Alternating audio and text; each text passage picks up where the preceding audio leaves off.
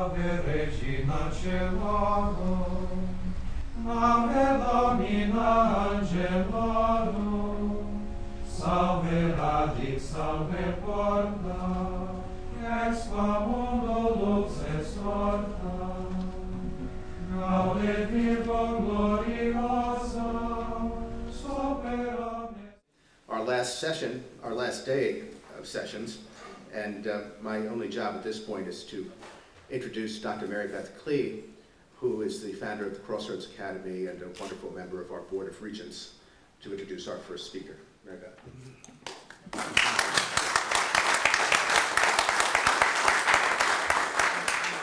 It is my honor to introduce to you this morning National Review's online editor, Kathryn Jean Lopez, KLO, on her blog. She is here to speak to us on the topic of the Catholic journalist in the public square. Ms. Lopez is quintessentially qualified to do so. A native New Yorker, Kathryn is a graduate in philosophy and political science from the Catholic University of America in Washington. After graduating, she embarked on a career in public policy and journalism, working first at the Heritage Foundation on Capitol Hill, and then at National Review, where she has served as editor of National Review Online. Kathryn is a syndicated columnist. Her articles have appeared in the Wall Street Journal, the Washington Times, Women's Quarterly, National Catholic Register, townhall.com, Human Life Review, and of course, National Review Online. As I said, her topic is the Catholic journalist in the public square, and I was reviewing a number of her pieces in preparation for this introduction, topics ranging from abstinence-based sex education to inner-city scholarship programs, to immigration reform, to abortion as a major human rights issue, and to the to Supreme Court nominations and how ill-served we are by the identity politics that currently characterizes the nomination process. Reading each of these very pragmatic and morally well-grounded pieces, I was reminded of Joseph Bottom's observation yesterday about William F. Buckley's Catholicism. Bottom maintained that Buckley's Catholicism served as a lens through which he looked out upon the world, and that Buckley did not turn his focus upon the lens brought the world into focus and sharpened his view. Kathryn Lopez's articles and work evince that same clarity of view. Her faith is usually neither explicitly stated nor trumpeted. It is just there, bringing the world into focus. And because that faith speaks to universal truths, she speaks to an audience much larger than the Catholic fold.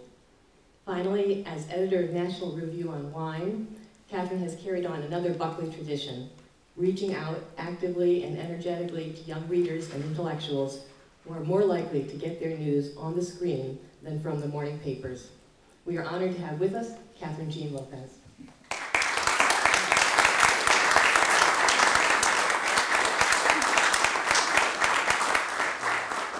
Good morning. It's so great to be here. What a crowd for Saturday morning, too. So thank you for getting up and getting here and not walking around campus like I would be doing. As for the seed that fell on rich soil, they are the ones who, when they have heard the word, embrace it with a generous and good heart and bear fruit through perseverance. When one thinks of William F. Buckley Jr. as a Catholic journalist, Luke 8:15, what I just read, sounds a lot like what was at work in his career. He heard the word, he embraced the word, and he put his talents to work for it.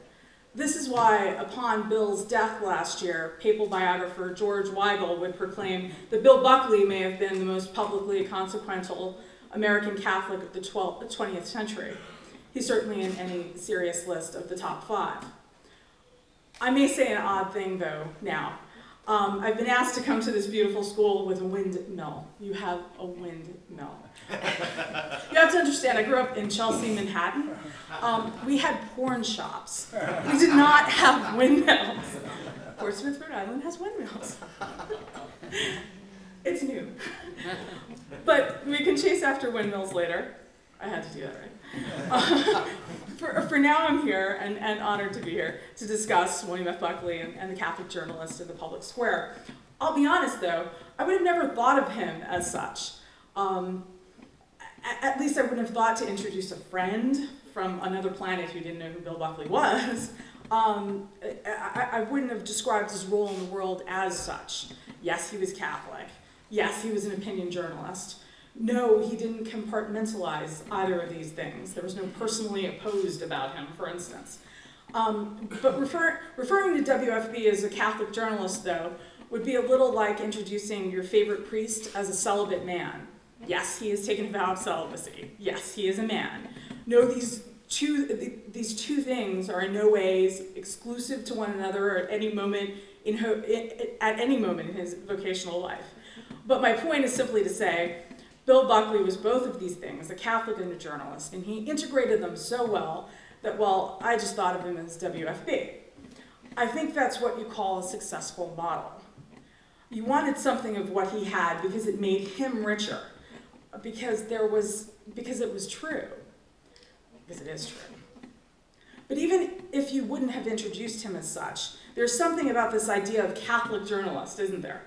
The life of the Catholic journalist is, I believe, a bit of a vocation.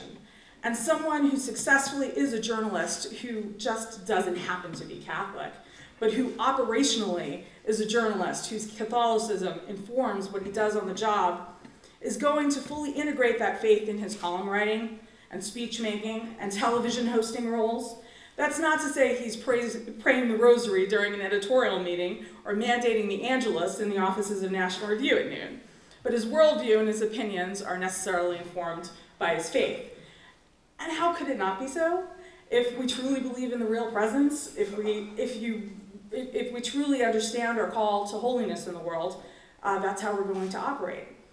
Asked in 1969 for a collection on the spectrum of Catholic attitudes about Satan, Bill Buckley answered that, I think of him as the world. Just that he would answer a question about Satan suggests a certain confidence in his faith, doesn't it? Bill said, I think of him, Satan, as the person we ought most to consider as being in charge of the world. I don't know how better to understand Christ being taken to the mountaintop and offered the kingdoms of this earth than to assume that it was Satan's to offer.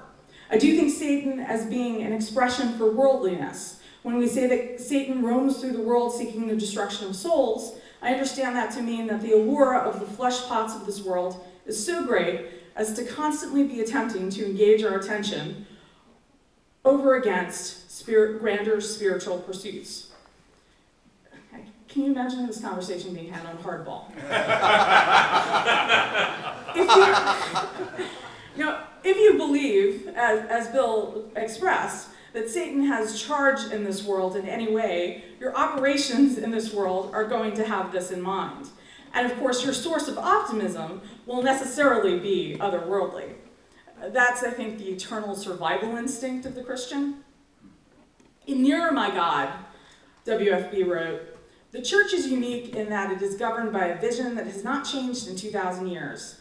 It tells us in just about as many words that we are not accidental biological accretions. We are creatures of a divine plan, that the God who made us undertook to demonstrate his devotion to us as individual human beings by submitting to the pain and the humiliation of the cross. Nothing in that vision has ever changed, nothing at all. And this is for all Christians a mind-shaking, for some mind-altering certitude, with which Christians live in all our earnest, if pitiable, efforts to clear the way for a love that cannot be requited. At newspapers where Christians are considered those who are poor, uneducated, and easy to command, as the Washington Post once described a group of evangelical Christians in a news story, Buckley's Satan answer might sound freakish or foreign, or at least peculiar. But the Catholic journalist who operates in this way isn't all that different from any of his colleagues in one obvious respect. Every editor of a magazine is going to use some compass to determine what that magazine covers and how it editorializes and how it operates in the marketplace. Buckley's was informed by his faith, and you would see that in the covers of National Review and the editorials and the way he treated authors. The latter who would all get notes of thanks and praise after they were published in NR. In short, WFB strikes me as very much the model of a Catholic journalist, even if he did not walk into a room self-consciously so, or was introduced as such. Addressing this creature, the Catholic journalist, earlier this year, Pope Benedict XVI said, "There seems to be a notable flagging of respect for the dignity of the person and the sense of values such as justice, freedom, and solidarity, which are essential for the survival of society." With this at the situation, the Pontiff said that the work of a Catholic in journalism who is anchored in a patrimony of principles rooted in the gospel is all the more difficult, but all the more important. Like his predecessor, St. Peter, Benedict implored them to always be ready to reply to whoever asks you about the reason for your hope. This healthy integration of one's work and eternal inspiration, of course, requires the constant presence of the virtue of prudence. And so the Catholic journalist won't be interrupting conference calls with a sermon, nor would his syndicated columnists be homilies. Now that said, as we know, Bill Buckley was a writer who was faithfully Catholic. People knew this as a biographical matter, and because the source and summit that was his guiding light was clear to those who followed his work. And so they wanted a Catholic book from him. His collections frequently, if not always, included selections on religion and his church. But people wanted the cover-to-cover Catholicism by Buckley, which he, as we all know, he finally provided one. And when he did so, he expressly acknowledged that it would never be quite what he wanted it to be, what Bill Buckley wanted it to be, because his faith is greater than his powers to describe it, is how Bill put it.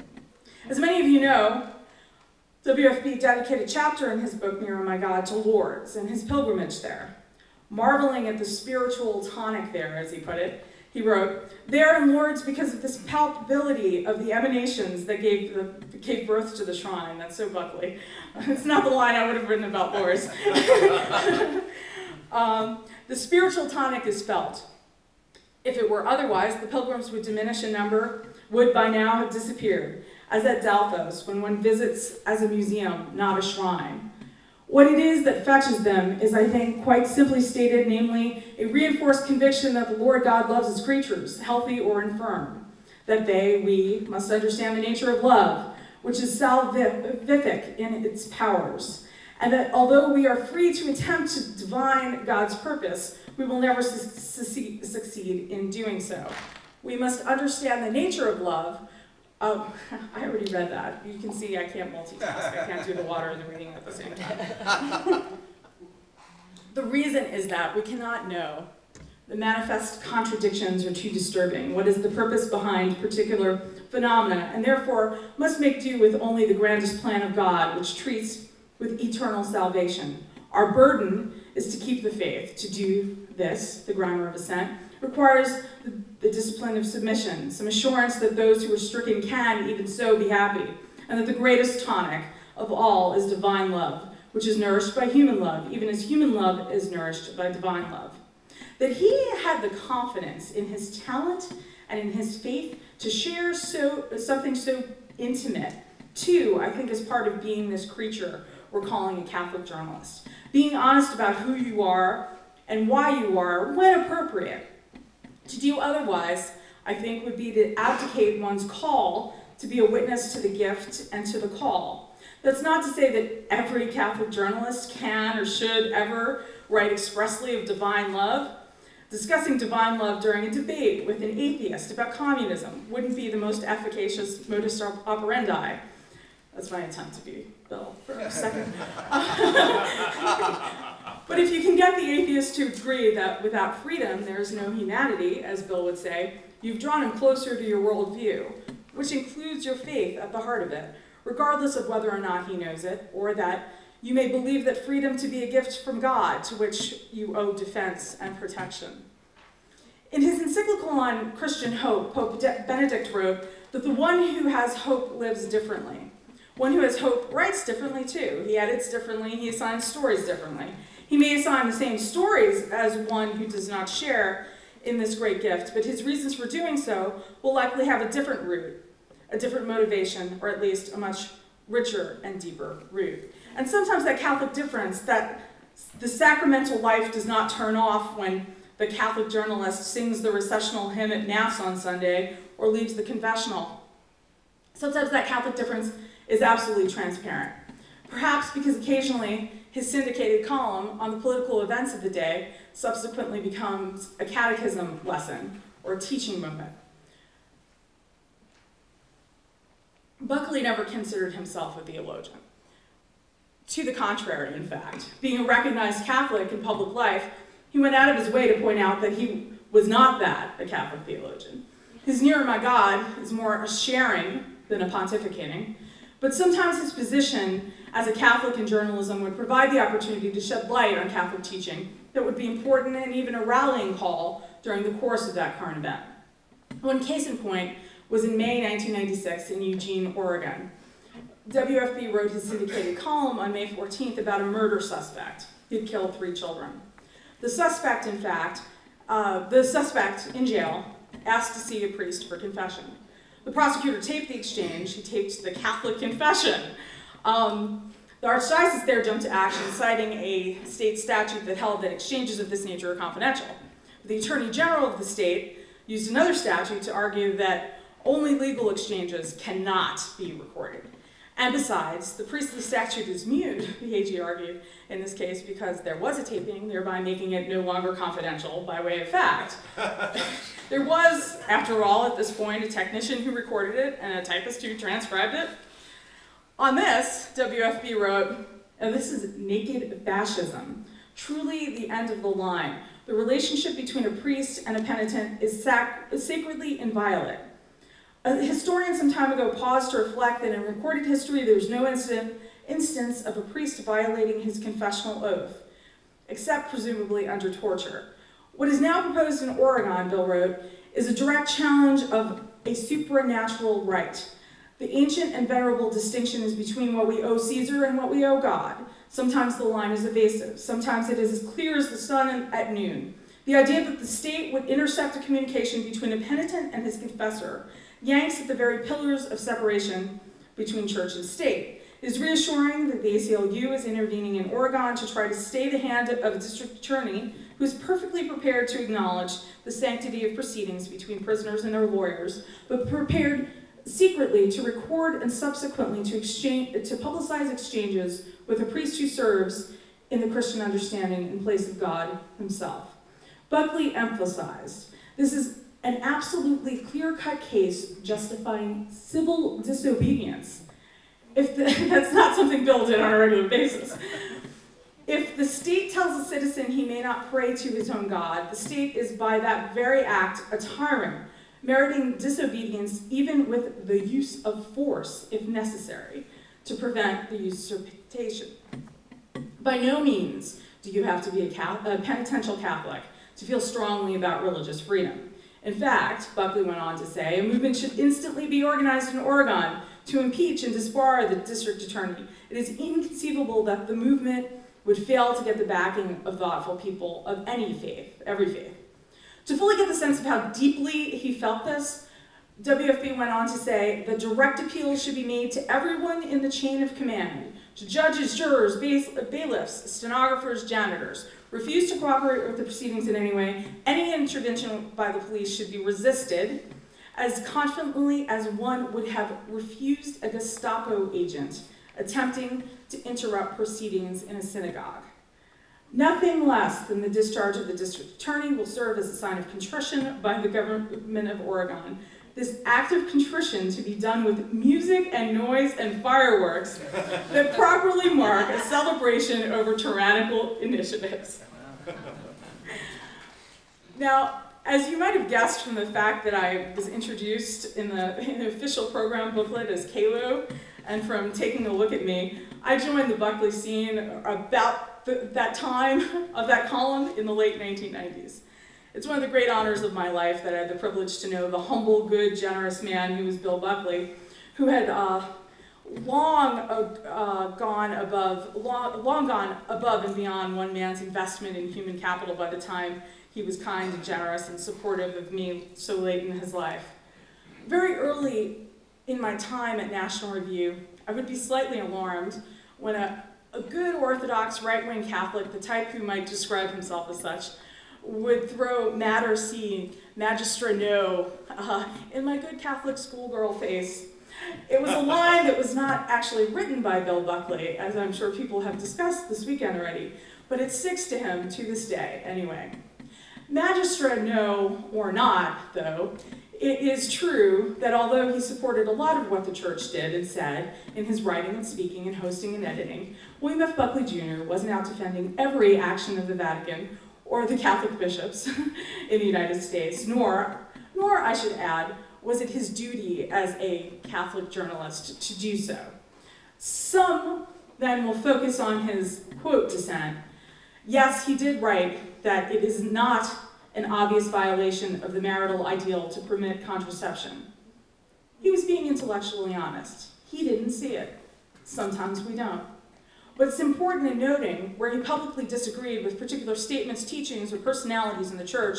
He also said that on these issues and debates among theologians and prominent Catholics like himself on, say, contraception, I quote, "The answer for a Catholic has got to be the position taken by the Pope as spokesman for the magisterium." Further, if you wonder about Buckley's relationship to the church at all, consider more than a few things he said during his life. With Jesus Christ, I had a very early love affair. It seemed to me that everything about him was adorable. He showed every virtue, every endearing virtue, the capacity for passion, love, patience, understanding. Bill said that he quote, acquired a love for Christ through his mother. He said of her, while she was still living, she's a very devout Catholic, and somewhere along the line she developed a very personal relationship with Christ. It was communicated to us children so that there was never any doubt in my mind. He struck me as simply undeniable. Since reaching intellectual maturity, I've always been on the lookout for similar reactions, and I found them. For instance, in such odd pieces of literature as Arnold Lund's book, The Harrovians, where the headmaster, confronted by a boy who is tending toward Gnosticism, says, "But look, how could Christ have been a phony? How could anyone who wasn't divine have been the way he was?" And I think, too, it is instructional to look at how, across the board, Bill Buckley's work was influenced by his faith. On communism, he wrote, "I do think that the demands of communism are such to be incompatible with minimum standards of human freedom, privacy, and decency." Asked about the topic of premarital sex, which even in 1969, everyone said, as they do today, everybody does it, by way of dismissing all attempts to encourage chastity, a little discipline, personal responsibility, and self-respect, WFB said, "I see no reason at all to alter the church's traditional stand against fornication. The observation," and here he's talking about Satan and fornication in the public square. Not everyone should do this. "The observation that everybody does it is utterly irrelevant," Bill said. It may very well be that everybody has always done it, but this seems to be nothing more than to recognize the constant allure of sin. One of the troubles of the 20th century is that we always seek to baptize everything we do. I suppose that if enough people had killed enough Jews, we would have considered that a baptized activity. The point about premarital sex isn't that the church has it within its power to obliterate it, but that the church does have it in its power to continue to instruct people by saying that this is not morally permissible, and that those who yield to that temptation are doing something they ought not to do.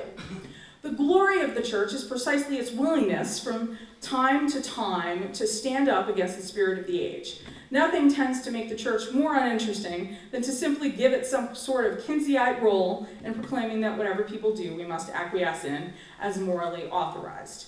Asked about the future of the Catholic Church, this is in 1969, he said, "I think that what is likely is that a number of people who have believed that they will find satisfaction in a church which is dogmatically jejune will find otherwise. At that point, a lot of energies which heretofore have gone into works of liberalizing the church will go rather into a husbanding of its crystallized dogmatic and magisterial resources. How large the church will be, I don't know. I am utterly and totally and sublimely confident, A, that it will endure, and B, that it will continue to cast even a decisive vote in the moral councils of the civilized community. I don't know what the Holy Spirit has in store for us." He's saying this in the public square once again. I don't know what the Holy Spirit has in store for us, whether through this Pope or his successor. But I do really believe that it will be exhilarating, and the diaspora of the Catholic Church will assert itself and reinvest the church with something of a meaning which seems temporarily to be lost. Asked what he would do as Pope, WFB said he would pray. He went on to say, if you were Pope or if I were Pope, it would only be because we were tapped by the Holy Spirit. Like Joan of Arc, it would only be because our mission was manifest. But the disclosure of that mission presumably would be a part of the process of investiture, and we would know immediately what it was that we were in fact apt to do. My point is, William F. Buckley Jr. loved his church. I missed WFB like crazy when Barack Obama gave his speech at Notre Dame last month. While at the nation's most prominent Catholic university, President Obama said, "It is beyond our capacity as human beings to know with certainty what God has planned for us or what he asks of us.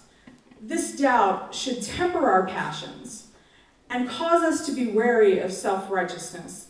It should compel us to remain open and curious and eager to continue the moral and spiritual debate." His gospel of relativism was something very different, I think, from what WFB knew to be true. That belief in truth is what makes the Catholic journalist different. I think it's what made WFB different. I'd like to return quickly to the first issue on that list we just ran through, communism.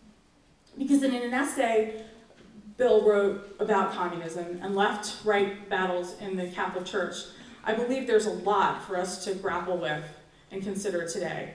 I commend to every Catholic man and woman on whatever and all sides of the political spectrum, especially those of us involved in commentary and politics in the policy world. An essay in his collection, Rumbles Left and Right, called Catholic Liberals, Catholic Conservatives, and the Requirements of Unity. In this, WFB is frustrated. He wrote that it is inconceivable that Catholics are not, all of them, equally interested in containing the communists. Bill stressed, "I am not suggesting that Catholics should cease arguing about how best to serve the ends of justice and charity in all things. I am suggesting that a serious effort be made to detach from other quarrels, to the extent possible, the argument about the communist issue." WFB cited Donald Borman, who was managing editor of a publication called Ave Maria, who wrote, "The fact does remain that Catholic conservatives and liberals are often conducting a sometimes unhealthy, often unchristian, and totally unnecessary internecine feud. I know I speak for many when I call upon conservatives and liberals alike to begin to think seriously now of ways in which this apparent impasse can be resolved for the sake of church and country.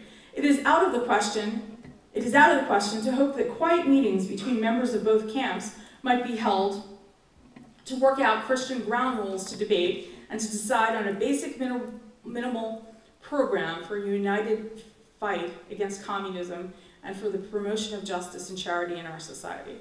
That was a question. Is it out of the question? It shouldn't be out of the question. In the essay, Buckley went on to write that, "In our time and in respect of world forces which are insurgent against civilization itself, it is, I think, desperately clear that the West must survive, or we shall have entered the longest and bitterest night in human history. To effect that survival, I am prepared to do almost anything. And as a Catholic conservative, I wish to seek out that program which is relevant to dismissing communist power, not necessarily that program which has the highest moral sex appeal." Buckley then goes on to present a proposal for left-right meeting ground. Later he continues, "Because we are racked by differences of opinion on many matters, the unity we should be able to show on the communist problem is lacking. Such are the developing personal antagonisms that such laymen and priests shun cooperation with Catholics at the other end of the political spectrum, even when they seem to be saying or doing things with which they most surely agree." Our WFB, seemingly amused with himself, but also eternally serious, wrote, "May I be struck dead if I am exaggerating, but so help me, I once saw in the pages of Commonweal a sensible anti-communist proposal. What I should have done, I now realize, is written off a note to the editor congratulating him, though that course has its dangers too, because the editor might have felt that I was being condescending, or worse, he might have taken a worried look at the editorial I commended and had second thoughts about it. In National Review, he wrote, "We have printed, I say unblushingly, some articles and editorials of spectacular spiritual and strategical moment. And yet, I never had a note about them, or a friendly note from any member of the Catholic liberal community. And having said that, I must confess I have been guilty of the same indifference. It's a solid anti-communist achievement by Catholic liberals. Though, granted, on the subject of communism, they do not often pump within me the juice of admiration. But then he said, "But there I go. That is the kind of thing we are trying to avoid, is it not?" I quote that all because it's so honest. It's not easy, but that's why we have grace. Buckley concludes with a message that is even more directly relevant to us today. He writes, "If any kind of progress is to be made in establishing a discourse between Catholic conservatives and Catholic liberals, it must be preceded by an improvement in one's manners and by genuine attempts at charity and understanding. Let us understand one another for God's sake, and let us not put off the day of our reconciliation. We must come to know one another." That's a refreshing change from bipartisanship in an empty sort of way. Keep your principles, but work together for God's sake. WFB issued a repeat invitation at the end of that essay to the editor of the left-leaning Jesuit magazine America to lunch. The editor refused. The Christian faith, WFB wrote, is quite a timeless affair. Its decisive moment was the incarnation of Christ, but our inevitable concern with the here and now is very difficult to shake out. In his apostolic letter at the close of the Jubilee year in 2000, Pope John Paul II wrote about the universal call to holiness, a call Bill Buckley heard, or we wouldn't be having this conference. And at the time of his death, I wouldn't have read countless emails from people sharing their stories of running into Bill Buckley at airports and on college campuses and at crowded dinners. And Bill Buckley, and they said this in their letters, being the face of Christ to them, reverencing God by giving his brother or sister, who he didn't know from Adam, his undivided attention. Bill Buckley, as he told us, wasn't perfect. He wrote things he would later reconsider or outright regret, or outright say, "I was wrong." But that's okay. Christianity is for sinners. Upon reading Christopher's book, I can't tell you how many people have told me the flaws make Bill Buckley and his exceptional vocabulary and soaring intellect all the more accessible. Even with all his accomplishments, he was ultimately a human being and a humble child and servant of God. The life of the Christian is, Pope John Paul II wrote, a journey totally sustained by grace, which nonetheless demands an intense spiritual commitment and is no stranger to painful purifications, the dark night. But it leads in various possible ways to the ineffable joy experienced by the mystics' nuptial union. We pray that William F. Buckley Jr. has seen the Lord to whom his mother introduced him in a love that lasted his life long. Pope John Paul II also said in that letter, "Dear brothers and sisters, it is especially necessary for us to direct our thoughts to the future which lies before us." And so we must. Part of why I think that we're having this conference this weekend. And for this, I return to our good friend, the Catholic journalist, and his Nearer My God. WFB wrote, "We do not abandon reason. We merely recognize its limitations. We reason to the existence of God. It is revealed to us that his Son was the incarnation, and such was his love of us that he endured a torture excruciating in pain and unique in aspect, the God of hosts, mutilated by his own creatures, whom he dies, forgiving, loving." Can we do less? Yes, we do less. But we must try to do more until we die. And so Bill did, and so must we.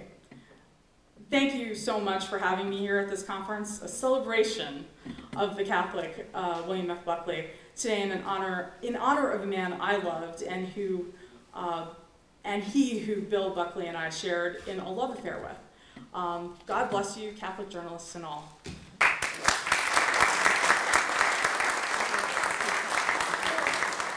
I thank Ms. Lopez for an enjoyable talk. I certainly enjoyed it. And if anyone ever reads the National Review online, I do every day, many times a day. It's well worth the effort. There's fascinating articles on every aspect of human culture, including religion, politics, books, movies, you name it. And of course, various blogs to leave the corners, always worth interesting reading. So I would certainly encourage you to go there, and she's done an excellent job as editor of that particular institution. So we're now having a period for questions. If anyone has questions, raise your hand. Mr. McGuire. Thank you, Kathryn. I'd like you to take a deep breath, having gone through that wonderful speech, and talk about a little bit more personally your own experiences in your own generation, since you're one of the younger people here at the conference today, as a Catholic journalist in the public square. I, as I said, came in at the tail end, so to speak. Bill, of course, in I think 1980 had relinquished editorship to John O'Sullivan, and then by the time I came in, John was still editor, and I started in the Washington office, and then soon in '98, I think it was, Jack Feller can correct me if I'm wrong, Rich Lowry became editor, and. My experience of him, I was part of the last Bill guest editing process. After he relinquished being editor, one issue a year, in December it usually was, he would come in and actually edit the editorial section, the week in the front of the magazine. And so there are all these editorial paragraphs, if you read it, and the main editorials, and everyone on staff contributes to it.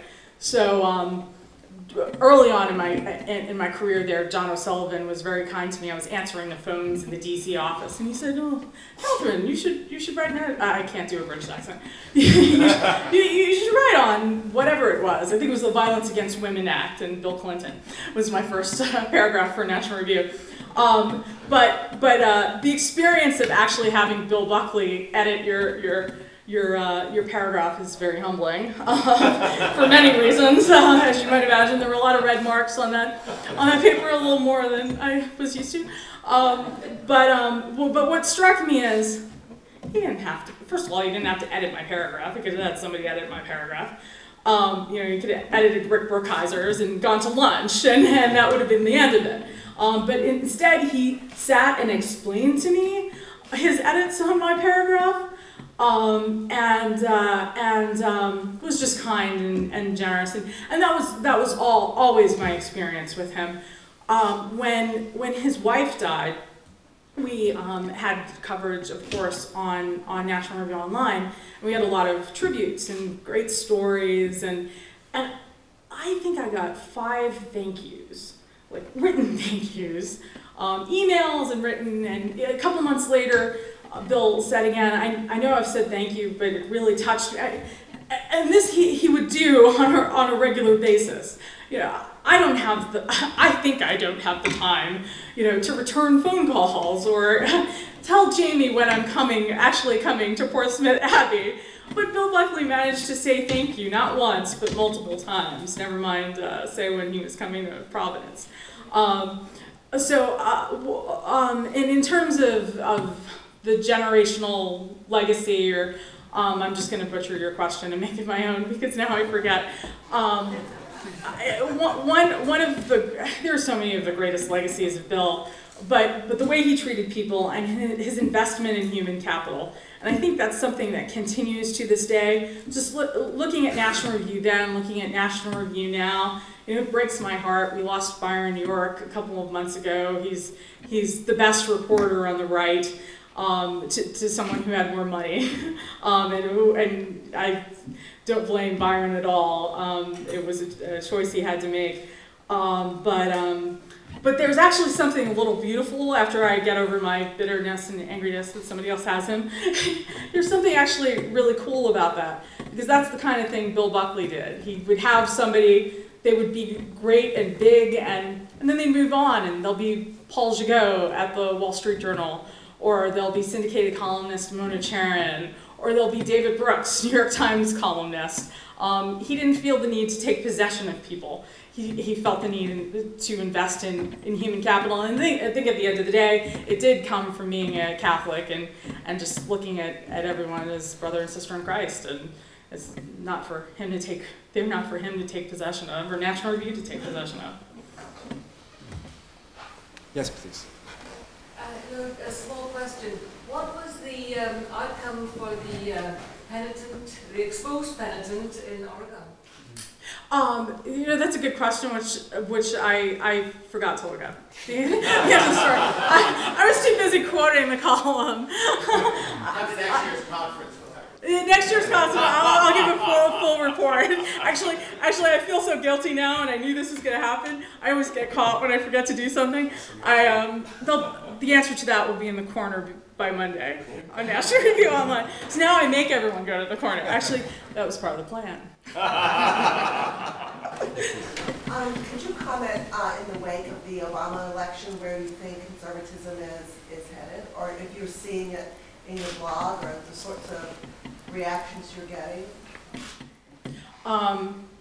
Yes, people aren't happy in my parts of the world, but I say my parts of the world. I live in New York City. It's relative. I live online. You're virtual. I'm virtual. My virtual world is very conservative, even if the bars I go to are in Greenwich Village. But I love that we're having this conference for so many reasons, but one of them is because it is an opportunity to look back and read through, and that's why I don't think I'm the only one who quoted a lot. You just want to focus on what Bill said and did and how he dealt with not the best situations, politically speaking or otherwise.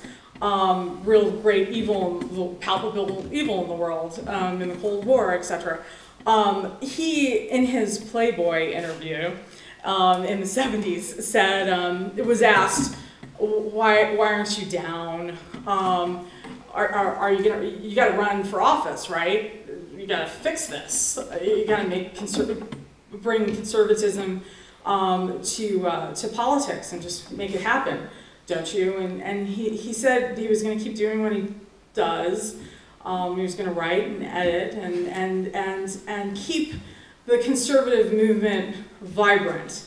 And what he said is, in a couple of years, or eventually, they'll come looking for an alternative landing field.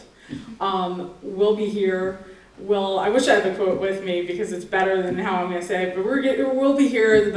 The Coca-Cola is free, and the ideas are vibrant. You'll see. You'll notice that we're lively and we've got ideas. And he was confident in that, and I think all of that confidence is what the conservative movement needs to have right now, with a lot of work, and making sure those ideas are still, we're refreshing the ideas based on the same principles. And I think that there are a lot of, I think we're doing that at National Review. I think there are young people on the Hill who really have an understanding of what it means to be a conservative. Some of them are going to need a little help. There are governors in states we can start listing. Mitch Daniels and Bobby Jindal, who have some sense of who they are. I wouldn't grab them right now. I would let them show. I mean, imagine if Bobby Jindal, Katrina being still the butt of jokes and George Bush's handling of it and everyone's handling of it. If Bobby Jindal can make conservatism work in Louisiana, what a testament would that be to ideas. So I think that's the kind of thing that conservatives need to be doing right now and encouraging. And if we're focusing on that, there's no reason to be that pessimistic. Yes, bad things are happening. Yes, medicine may be socialized in America before the summer recess. But we work on providing alternatives and fighting, and if we lose, we keep doing that. And as Bill said, eventually somebody's going to see that doesn't work and look for the alternative landing field, and it'll be there. First of all, I'd like to thank you very much for your speech. A multi-part question. Is it hard to be a Catholic journalist, in your opinion, with today's secular media showing almost a bias towards any faith-based thought? And how has your writing style changed from the original first generation Bill Buckley era National Review? Have you had to bring any, youthful or next-gen sensibilities to your style or to the thought process? How has that changed? As you can see, I have to work very hard to be youthful. Usually people say to me and say, "You're Kathryn Lopez? I thought you were like 25 years older," which may suggest that I work in the opposite direction in my writing, but won't analyze that now. I'm answering backward, so I don't forget the second half. One of the things that I think was very prescient of National Review and Rich Lowry, our editor, about 10 or 11 years ago, was to say, we really have to get online. We didn't know what that meant at the time, how exactly that would look, and it looked a lot different then than it looks now. That was a key way to reach out to Gen X or young people. I don't think, we all have different writing styles, and a corner post is not a Bill Buckley essay by any stretch, and we don't pretend it is. But it's been a way to reach out to younger people who aren't going to pay for a magazine, younger people who aren't going to read a magazine because they only read, goodness gracious, now we're twittering at National Review because people only read in 140 character bits. It's not even words. It's tough, but we're trying to compete here. I think that, and I think all of these things are good to an extent, as long as you don't, and we're not, you don't lose the magazine and well thought out, well edited, beautiful testaments to the English language while you're twittering. But I think that's the main thing that we've done. Jonah Goldberg, my colleague at NRO, is a rock star on college campuses. Big groups come out to see us. Now a New York Times bestselling columnist, bookseller. Before he had a New York Times bestseller, college kids loved him, and I think that's something that wouldn't have happened if we just had the magazine. This being a different day, of course. Bill was a star at college campuses. It was a different world, different players, etc. On the question of media bias, I really think that everything we've been talking about today, if you're really rooted in the faith, yeah, it gets annoying, it gets distracting and demoralizing and all around, but it doesn't really matter in the end, what Chris Matthews says to you, or if they're going to think you're a weirdo. You have to be prudent, though. I think that is important. But if you know what you're about and why you're here, it doesn't matter all that much. And so many of us are lucky enough to have a forum where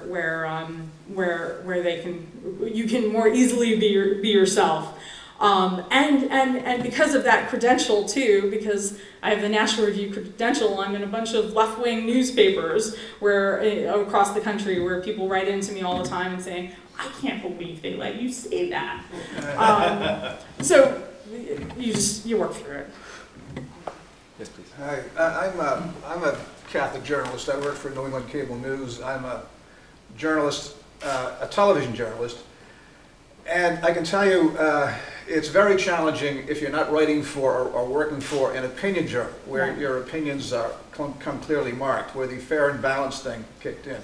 For instance, I get a great deal of respect, and I'm happy about that, from my fellow journalists and from my employers, and they let me do stories such as the 40th anniversary of Humanae Vitae. I bet you I was the only guy. Goodness. I think I was the only guy in America who did that. Wow. But when I did a story recently on the stem cell research issue, embryonic stem cell research, I found in Boston one of the few doctors, a woman, who is opposed to embryonic stem cell research, but nonetheless is doing miraculous, wonderful things with adult stem cells. My bosses quietly told me that they thought the story was biased, and they felt I'd used one soundbite too many from this woman. That is because I know of their intense bias against, in favor of embryonic stem cell research, because they told me, my assistant, I guess she's my assistant editor, she's well-placed, good woman, supports my work, but she told me that nobody a very small percentage of the medical community believes in embryonic stem cells. Now, I don't believe that's true, but I didn't have the numbers to refute that then and there as I was sitting in the office. So I would ask you what you think the prescription is for the fact that in daily journalism, the stuff I do every day, there is a well-worn trough down which the waters of journalism flow, lined by very definite assumptions, which are the received wisdom of the journalistic community. I find it hard to go against them, and I can't be biased in doing so. What does one do about that? I think I was inclined to almost change the title talk to the Catholic opinion journalist, because that's what Bill was. But then when you think about it, most of the journalists are opinion journalists, as you're encountering with editors and people stopping you from presenting some balance and being a little less balanced. I think that what you do is what exactly you're doing. I mean, the Humanae Vitae thing, that's huge. That's huge. And the stem cell thing, I think every little bit matters. And every little bit that you can get in, and you just, I think you have to just approach each of these battles. I mean, so sometimes even with my syndicated column, they do think I'm being a little wackier than they can handle, a little too conservative, and sometimes I say, you know what, that's fine. I can reword this one. This battle isn't going to happen right now, and my being in this place is more important, because of what, the clause that we'll get in next time that would not appear in the newspaper or on the evening news show. I mean, it sounds like you're doing exactly what you're supposed to be doing. I mean, Humanae Vitae. I mean, that, on the evening news. They thought it was newsworthy, so. God bless you. Wow. Yeah, people didn't think it was newsworthy when it came out. They thought it was crazy when it came out.